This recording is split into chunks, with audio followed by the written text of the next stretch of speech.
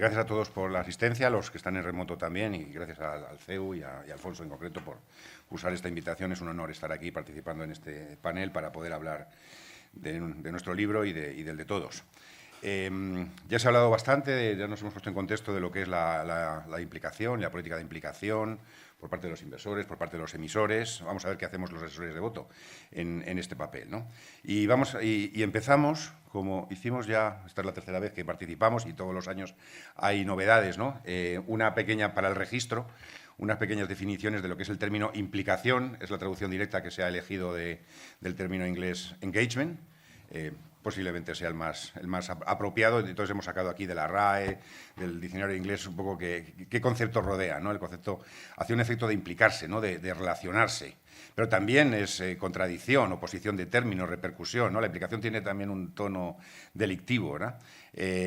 Los sinónimos que podemos encontrar en el diccionario son participación, intervención, connivencia, complicidad también, ¿no?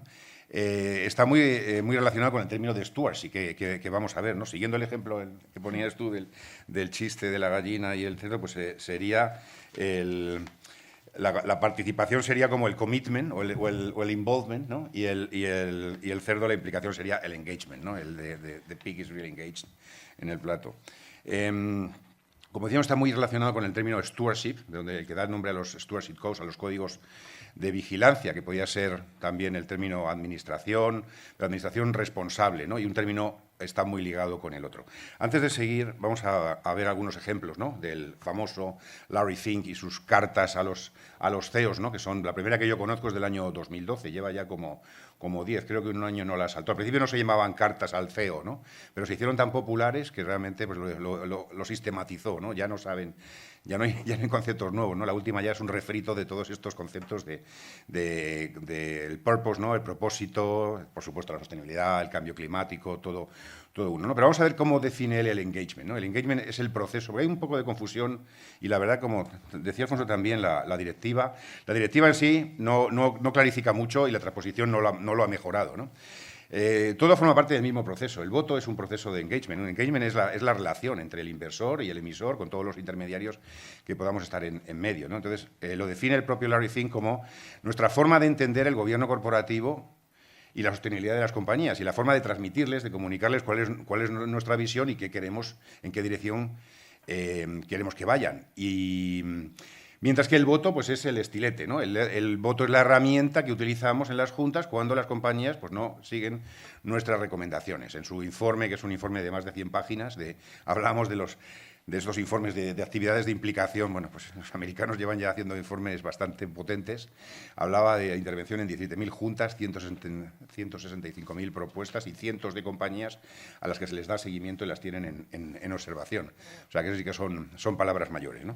Pero volvamos al concepto de engagement y del stewardship, ¿no? El stewardship, y además hablando del stewardship code, que es el que ha regido la vida de los inversores, sobre todo hasta que ha venido la directiva, que es la que ha puesto un poco de orden regulatorio en este tema que estaba basado en códigos, ¿no? Bueno, pues ahí tenéis unas cuantas definiciones de lo que es el stewardship. Básicamente pues es eso, la responsabilidad de un administrador, ese deber de fiduciario, ese deber que esta directiva quiere imponer a los inversores como manera de mejorar el gobierno corporativo de las compañías y acentuar esa responsabilidad fiduciaria, ese deber que tienen de buscar la rentabilidad para sus inversores y de mejorar la sostenibilidad de las sociedades en las que forman parte de su cartera. Como se ha explicado, bueno, el marco en perspectiva, pues esto viene dentro del plan de acción de la Unión Europea, del 2012, liderado por la Comisión, donde está la primera directiva. La primera directiva es anterior al plan en sí, pertenece a otro plan anterior de principios de siglo, consecuencia de la crisis y la caída de Enron y la caída de Arthur Andersen, los primeros escándalos, que son los que promovieron todas estas normas. La primera directiva, la Shareholders Rights Directive, la número 1, que se publica en el 2007, se lanza en el 2004, justo después de la crisis. Pero cuando terminan de publicarla, llega el 2008 y vuelve a caer otra vez la crisis, se cae Lehman Brothers y bueno, pues la Comisión Europea pues, piensa que tiene que relanzar esto y lanza el segundo proyecto, que se lanza en el 2012, hasta, bueno, el plan de acción, efectivamente, empiezan a hablar, pero la directiva tarda 5 años, no sale hasta el 2017, más los 4 años que nos hemos tirado aquí para transponerla, pues ya llega un poquito tarde, pero nunca es tarde si la dicha es buena, ¿no? Y lo que se observaba es ese cortoplacismo de las empresas que se refleja en las cifras de una disminución del CAPEX, mientras un aumento grande del dividendo, que está bien para los inversores, pero implica la falta de ideas en inversiones rentables a largo plazo de los inversores, ¿no? El mecanismo de esto es intentar proteger a la señora Paca, como decía Javier, al minorista, pero a través del uso de los grandes inversores institucionales que de alguna manera actúan de stewards, ¿no? de vigilantes, de hermano mayor, de todos los inversores, protegiendo con ese mayor poder, con esa mayor fuerza que le dan sus votos, pues los derechos de todos los inversores que forman parte del free float, los que no están controlados por los accionistas de referencia. Bueno, este inventario en esta casa pues no es necesario, pero ahí queda un poco todo lo que toca por delante, por detrás, por fuera y por dentro, la directiva, todas las leyes que toca y las directivas que se proponen, ¿no? Este es el ecosistema que mueve la directiva, ¿no? Tenemos por un lado los inversores, esto al final es un baile entre dos, ¿no? El inversor y el emisor, con una serie de intermediarios, que son sobre todo los agentes, los bancos, solícitos, depositarios, y todos los que están en la cadena de la propiedad, que a veces es muy compleja, sobre todo cuando son inversores extranjeros en bolsa. Y bueno, ahí estamos nosotros, los asesores de voto. No he querido tampoco presentar mucho para no hablar demasiado de mi libro, pero nosotros somos entidades que trabajamos para el inversor, teóricamente, asesorándole en este proceso de implicación. Esa es la definición, ¿no? La definición oficial damos recomendaciones de voto para ayudar a los inversores a tomar decisiones en las juntas de accionistas, pero hacemos más de eso, porque no solo es votar, es implicarse. Es una labor continua de diálogo permanente. Muy brevemente, porque ya se ha dicho, ya se ha explicado muy bien, pero para que quede para el registro, pues estos son los componentes, lo ha explicado Alfonso, de una política de implicación para parte de los inversores, y estas son las de los gestores de activos, ¿no? Aquí hay un doble papel que sí me gustaría matizar, porque los gestores muchas veces se delega en ellos todo el poder y toda la gestión del voto, etcétera, cuando al final la decisión tiene que ser del inversor. Entonces vemos los grandes propietarios de acciones, como son las compañías de seguros o los fondos de pensiones, que son los verdaderos asset owners, ¿no? Los dueños, delegan en la gestora, pero delegan cosas que no deberían delegar, igual que no delegan los criterios de inversión y los objetivos de rentabilidad, pues tampoco deberían delegar completamente. Por lo tanto, la gestora tiene que demostrar cuál es cómo cumple ese mandato del inversor en su inversión responsable, y ese mandato tiene que existir y tiene que haber la opinión tiene que venir de arriba a abajo y tiene que ser el inversor el que marque la pauta, y el gestor le puede orientar, sobre todo para gestoras gestionadas. Otra cosa son los fondos, que obviamente tienen su mecanismo de información en esos objetivos. Bueno, esto es una foto, además, actualizada de cuál es la participación de los inversores de todos los inversores institucionales en las juntas en España, ¿eh? Y se puede ver que los españoles pues apenas llegan al 40%, los inversores institucionales de nuestro propio depósito, que es aproximadamente un 10% del capital de las cotizadas españolas, mientras que los americanos votan en porcentajes del 70 y a veces más por ciento de su propio capital, que normalmente ronda, pues los extranjeros tienen la mitad del capital, pues de ellos los americanos tienen otra mitad, o sea, un 25%, de donde sacamos el poderío que tienen estas instituciones y estos inversores a la hora de las decisiones de aprobación de los puntos que se presentan en la Junta. Yo creo que eso va a cambiar, y efectivamente, además, no solo estamos por debajo de un 40%, o sea, menos que los propios franceses votando aquí, ¿no? Porque esos países tienen tradiciones, tienen códigos de stewardship y tienen normativa que les ha empujado en una base voluntaria, pero efectiva, a votar y a ser activos con sus inversiones, ¿no? Entonces, no solo eso, sino que además el voto no era un voto ponderado, no era un voto informado, era un voto en blanco a favor del Consejo, con lo cual, pues eso y nada es parecido.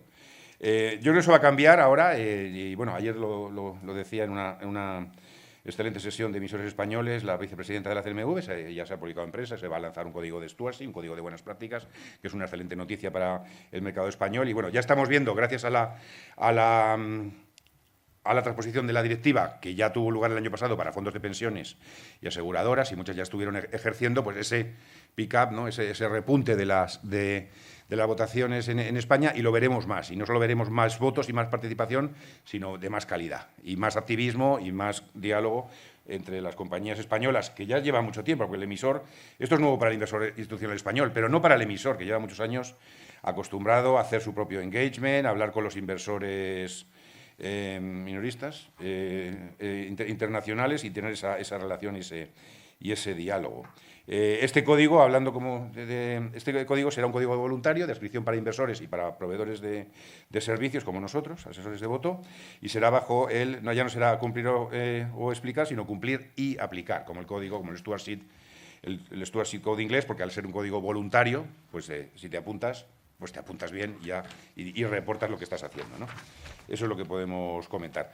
Los temas están ahí, temas clásicos de toda la vida, del Consejo, o sea, cuáles son los temas de implicación, ¿no? Los que forman parte de la agenda de ese diálogo, temas de composición, temas de independencia, temas de remuneración en general y del Consejo en particular, sobre todo de los independientes, que no coarten sus decisiones, los típicos temas de riesgos, auditoría, independencia, todo lo que sean operaciones de capital, derechos de los accionistas, ampliaciones, dividendos, recompras, que ahora está habiendo muchas, y últimamente, y sobre todo en España, donde llevamos ya, este es el 5º año reportando, información no financiera y de diversidad, como se llama la ley, que aquí se ha traspuesto antes y que pertenece a una de las grandes iniciativas normativas europeas.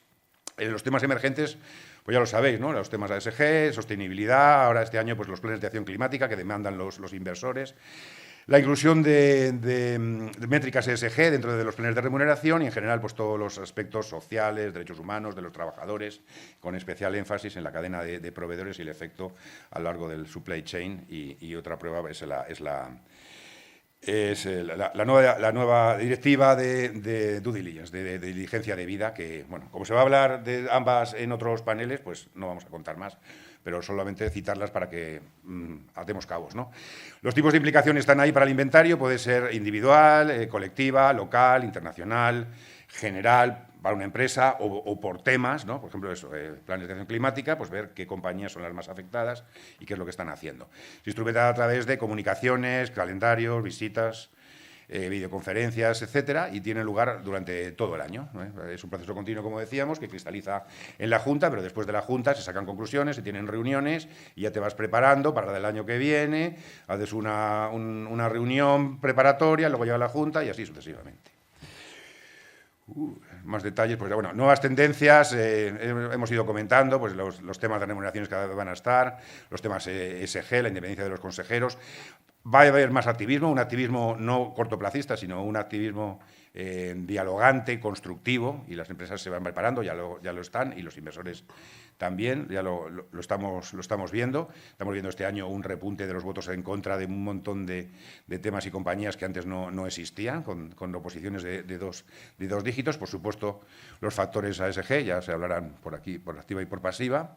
Y bueno, la definición, bueno, el tema que hablábamos del cortoplacismo o largo plazo, sostenibilidad, la shareholder primacy de toda la vida, ¿no? Lo importante es la rentabilidad, los dividendos, el económico, versus el stakeholder capitalism, ¿no? Que es más sostenible, más tener en cuenta a todos los grupos de interés que afectan, y no solamente al accionista, y no solamente desde el punto de vista financiero. Bueno, simplemente hablar del plan de acción aparte del de finanzas sostenibles, que se ha hablado largo y tendido, ¿no? Que es el plan ahora, el hilo conductor de toda la regulación y todos los esfuerzos en sostenibilidad, donde, por cierto, se mete ya la nueva directiva de información sostenible corporativa. Pero importante señalar, como se ha dicho también en este congreso, que toda la sostenibilidad y todos los factores deben ir bajo el curso del gobierno corporativo, ¿no? El gobierno, sin gobierno lo demás no se puede construir, y por tanto, a pesar del mismo Green Deal refuerza la importancia que tiene la G dentro de la ESG y la implicación en concreto, ¿no? Haciendo unas alusiones concretas. Bueno, estos son ejemplos de cómo la G, en nuestra opinión, está minusvalorada en los ratings que se hacen y con conceptos muy, muy vagos y muy genéricos, mientras que hay una clara, mientras se pelean por saber cuáles son las métricas de las emisiones, las métricas de la gobernanza están más que claritas, ¿no? Ahora estamos en vías de un nuevo código de inversores, pero ya tenemos 5 códigos de emisores, ¿no?, que han sufrido las compañías durante tantos años, ¿no? Y en ese sentido, pues la iniciativa primero lanzada por IOSCO y seguida por ESMA, el regulador de valores europeo, de hacer una consulta y regular la actividad de los proveedores de datos y de las agencias de rating con unos índices de dispersión en las calificaciones asustantes para todo el dineral que hay en juego, que se necesita para esa transformación sostenible hasta el año 2050, pues ha puesto cartas en el asunto y se va a regular, entre otras cosas, por los conflictos de intereses. Y bueno, esto es una gráfica que copié que me pareció interesante de la cantidad de reguladores, instituciones y lo que se llama la sopa de letras de la regulación corporativa sostenible, y hasta aquí hemos llegado. Espero haberme adaptado más o menos. Muchísimas gracias, Juan.